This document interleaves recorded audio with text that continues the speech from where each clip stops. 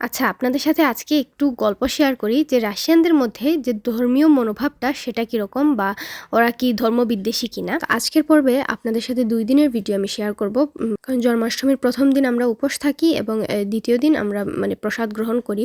তো সেই কারণে আমাদের এখানে যে ছোট্ট ইস্কন মন্দিরটা আপনাদের সাথে আগেও শেয়ার করেছিলাম, তো সেখানে ২ দিনের অনুষ্ঠান হবে। তো যেহেতু মা-বাবাও আসছে, তো আজকে প্রথমবারের মতো ওরা আমাদের যে ইস্কন মন্দির সেখানে কৃষ্ণের দর্শন করলো।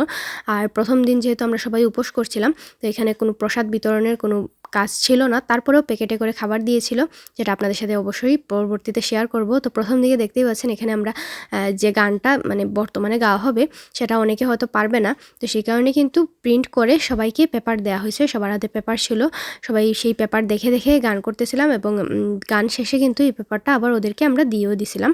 এই যে আমার হাতে পেপারটা। তো এখন গান গাওয়া শেষ, এখন ওদেরকে পেপারটা দিয়ে দিব। তো যদিও মা-বাবা দুজনের কেউই এই গানটা আমরা প্রথমে পারতামও না, দ্বিতীয় হচ্ছে ওরা ভাষাও যেহেতু এখানে রুস্কি ভাষায় লিখা, সেটাও সে পড়তে পারবে না।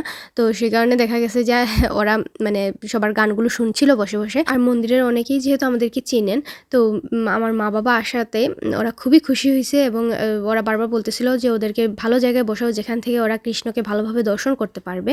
আর মন্দিরে কিন্তু আমাদের হিন্দু ধর্মের যে গ্রন্থ বইগুলো সেগুলোও কিন্তু পাওয়া যায়, কিন্তু সমস্যা হচ্ছে একটাই, এগুলো সবগুলো রাশিয়ান ভাষায় লেখা। কোনোটা ইংলিশ কিংবা রুস্কিতে লেখা নাই, সবগুলো রাশিয়ান ভাষায় লেখা থাকার কারণে মা অনেকবার চাইছিল যে কয়েকটা গ্রন্থ বই নিব, কিন্তু যেহেতু এগুলো সব রাশিয়ান ভাষায় লেখা, তো এগুলো তো কিছুই পড়তে পারবে না ওরা, তো সেই কারণে আর নেওয়া হয় নাই। আর এদিকে আরুষ এখানে আসার সাথে সাথেই সে তার বন্ধু খুঁজে পায়। এখানে যেহেতু রেগুলার আসা হয়, তো ওর কিছু ফ্রেন্ড সার্কেল এখানেও আছে, তো ওদের সাথেই সে ঘোরাফেরা দৌড়াদৌড়ি করতেছিল। কিন্তু সে সবসময় যার সাথে খেলে তাকে সে খুঁজে পাচ্ছিল না, তারপরেও সে তার মতো করে বন্ধু পাতায় নিছে আবার। তো এখন আপনাদের সাথে একটু শেয়ার করি যে রাশিয়ানদের মধ্যে এই যে ধর্ম বিরোধিতা বা বিদ্বেষী যেটা মনোভাব সেরকম কিছু আছে কিনা। যদিও আমরা সবাই জানি রাশিয়া হচ্ছে খ্রিস্টান প্রধান কান্ট্রি, এখানে খ্রিস্টান ধর্মের মানুষের সংখ্যাই বেশি।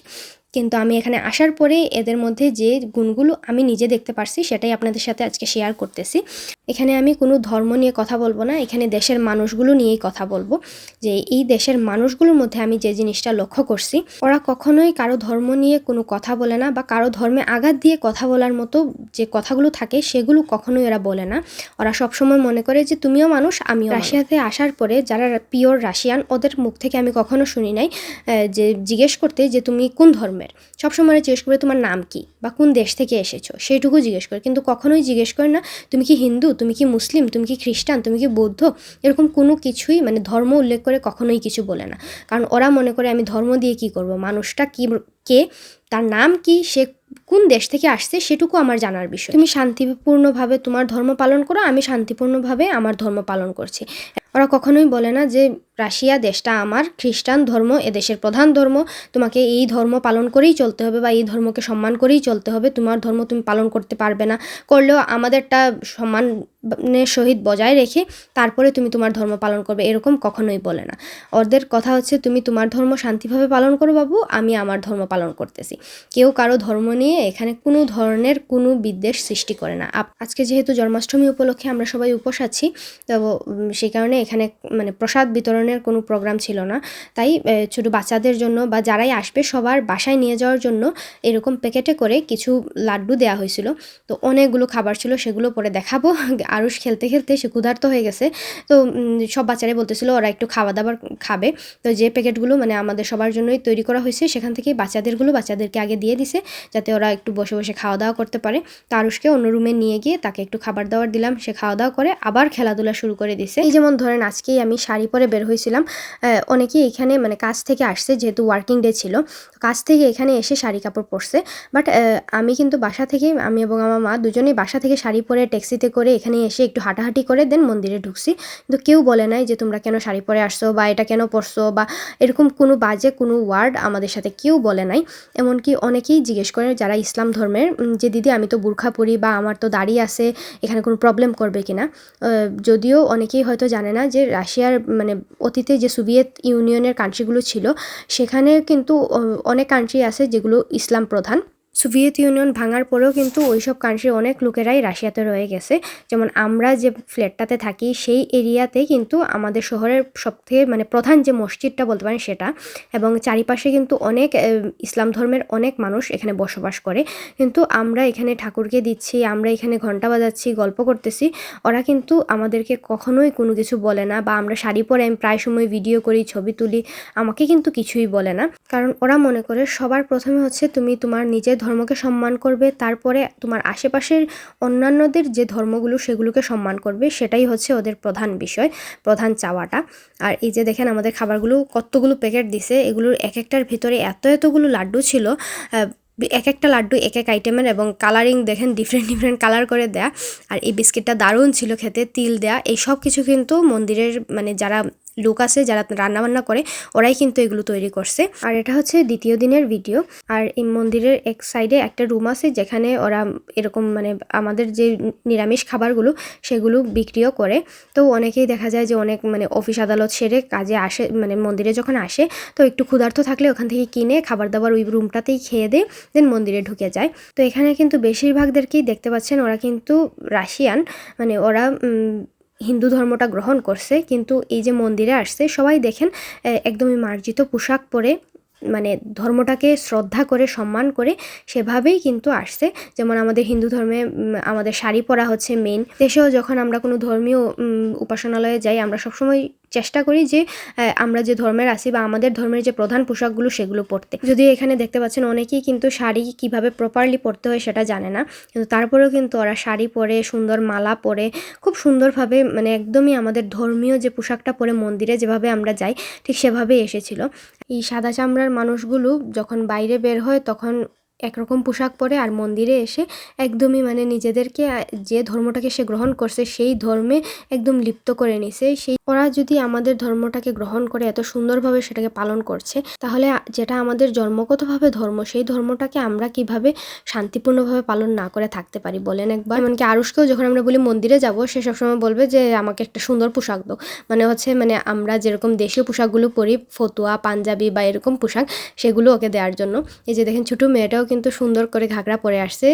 ওরা যারাই ছোট বাচ্চা বলুন বড় বলুন, ওদের কাছে যদি মানে আমাদের যে ঘাগরা শাড়ি এগুলো থাকে, কামিজ এগুলো থাকে, ওরা সেগুলো পরাই মন্দিরে নিয়ে আসে। যদিও এখানের মন্দিরটা খুবই ছোট, কিন্তু মন্দির মানেই হচ্ছে মন্দির, যেখানে আসলে আপনার মনটা একদমই শান্ত হয়ে যাবে, মনে হবে যে মানে ভগবানের চরণে মনটাকে একদম লীন করে দিই। তো আজকে যেহেতু দ্বিতীয় দিন ছিল এবং খাবারে প্রসাদ গ্রহণ সবাই করব আমরা, তো সবাইকে বসার জন্য খুব সুন্দরভাবে সিরিয়াল ওয়াইজ মানে কার্পেট দেওয়া হয়, সবাই এখানে বসি। তো অনেকেই দেখা যায় যে বাসা থেকে বক্স বা প্লেট নিয়ে আসে খাওয়ার জন্য, তো আবার যারা নিয়ে না আসে তাদেরকে ওয়ান টাইম প্লেট, চামিচ, গ্লাস সব কিছুই দেওয়া হয়। যদিও খাবারের আইটেমে ওরা রাইস বা সবজিটা সেটা অবশ্যই রাখে, কিন্তু আমাদের দেশীয় সবজির মতো সেরকম তো আর করতে পারে না। তারপরেও এত আইটেম ওরা করে। এই যে প্রথমেই মাঠার মতো মানে মিষ্টি দই বলতে পারেন সেটা দিছিল, তারপরে এপাশে দেখেন কত খাবার, সালাদ দিছে 2 আইটেমের, চাটনি দিছে, পোলাও করছে বাসন্তী পোলাওয়ের মতো পনির টনির দিয়ে, তারপরে একটা লাবড়ার মতো মানে সবজি করছে একটা, সেই সবজিটা এত মজা ছিল। ওদের এই সবজিগুলো আমার এত ভালো লাগে, এত মজা করে, মানে ওরা কিন্তু সবাই হচ্ছে রাশিয়ান যারা এখানে রান্নার কাজ করতেছে, ওরাও এত সুন্দর করে আমাদের দেশীয় খাবারগুলো তৈরি করে, এত স্বাদ লাগে খেতে, মানে মনে হয় যে প্রসাদ গ্রহণ করতেছি, মানে প্রসাদই গ্রহণ করতেছি। এপাশে কিন্তু ডালের বড়ার তরকারি ছিল, তারপরে ফুলকপির বড়া ছিল, তারপরে শাক দিয়ে, পনির দিয়ে, মটর ডাল দিয়ে একটা সবজির মতো করছিল সেটা ছিল, আর একটা ছোটো প্লেট দেওয়া হয় যেখানে সব মিষ্টি আইটেম দেওয়া হয়। আর ওরা প্রত্যেকবার মিষ্টি আইটেম এত বেশি করে যে কখনোই খাওয়া পসিবল হয় না। তো এই ছোট্ট প্লেটটাতে যা জিনিস দেওয়া হয় আমরা সব কিছু রেখে দিই, মানে নিয়ে রেখে দিই, দেন পলিথিনে করে, ওরা পলিথিনও সবার লাস্টে দেয়, সেটাতে করে বা কেউ যদি মানে বক্স নিয়ে যায় বাসা থেকে, সেই বক্সে করে সবাই সুন্দর করে বাসায় নিয়ে চলে যায়, কোনো সমস্যা হয় না। তো এই যে দেখেন আরও সব ঢুকায় নিচ্ছে, আর সবার লাস্টে ফল প্রসাদ দেওয়া হয়েছিল। এই ফল প্রসাদের সবটুকু খরচই আরুষের বাবা দিছে, মানে সবগুলো ফলই প্রায় 20-25 কেজির মতো ফল আরুষের বাবা এবং আমার বাবা মিলে কিনে দিছে। যেহেতু আমার বাবা মা আসার পরে প্রথম একটা পুজো, তো সেই কারণে ওনারা আগে থেকেই বলে রাখছিল যে আমরা একটা কিছু দিব, আজকে প্রসাদে। তো ওরা বলছে যে ফল দিয়ে দাও, বাকি সব কিছু আমাদের কেনাকাটা হয়ে গেছে, তো ফলটা আমরা আমাদের পক্ষ থেকে দেওয়া হয়েছিল। তো যেগুলো আমরা খেতে পারছিলাম সেগুলো হাতে নিছে, আর যে ফলগুলো মানে আপেল, আঙুর, কমলা, মালটা, তারপরে নাকফল, এরকম যত ফল দেওয়া হয়েছিল সবগুলো আমরা প্যাকেটে নিয়ে নিছি। যে শুধু আঙুরগুলোই একটু একটু খেতে পারছিলাম, কারণ এত খাবার ছিল যে পেট একদম ভরে ফুলে গেছিলো। আর ওরা সবাই যেহেতু মানে সাদা চামড়ার মানুষ, তো আরুষের বাবা যেহেতু অনেকটাই কালো, তো এই যে প্রধান প্রভু আমাদের মন্দিরের, তো উনি আরুষের বাবাকে দেখলেই সবসময় বলবে উনি নাকি মানুষরূপী কৃষ্ণ, কারণ যেহেতু দেখতে কালো এবং উনি সবসময় মানে সবার সাথে খুব ভালোভাবে হেসে খুশে কথা বলে। তো উনি সবসময় দেখলে বলবে এটা হচ্ছে আমাদের পৃথিবীতে মানে রাশিয়ার বুকে একজন কৃষ্ণ। এত ফল আমাদেরকে আলাদাও দিয়ে দিছে, প্রসাদ আলাদা দিয়ে দিছে। তারপরে যিনি পূজারী উনি প্রত্যেকবারই ঠাকুরের চরণ থেকে যে ভালো ফুলগুলো থাকে সেগুলো আলাদা করে আমাদের জন্য রেখে দেয়। তো উনি আরুষের বাবা মানে আমরা যখন বের হয়ে যাব দৌড় দিয়ে এসে আরুষের বাবাকে এই গুচ্ছটা দিয়ে গেছে। এখানে দেখেন একটা ডালের মধ্যেই কিন্তু এই সবগুলো গোলাপ ফুল দেখা যাচ্ছে। তো মানে উনি দৌড়ে এসে বলতেছে এটা আমি তোমার জন্য রাখছি, ভাবছি তোমাদেরকে দিব। তো আরুষের বাবার হাতে এটা দিয়ে গেছে, আমাকে একটা ছোট্ট ফুলের গুচ্ছ দিছে। তো খাওয়া দাওয়া করে শরীর একদম ক্লান্ত হয়ে আসছে, এখন বাসায় গিয়ে একটা লম্বা ঘুম দিব। আজকের মতো ভিডিওটা এখানেই শেষ করলাম, নেক্সট ভিডিওতে আবারও দেখা হবে। ততক্ষণ পর্যন্ত সবাই ভালো থাকবেন, সুস্থ থাকবেন, টাটা।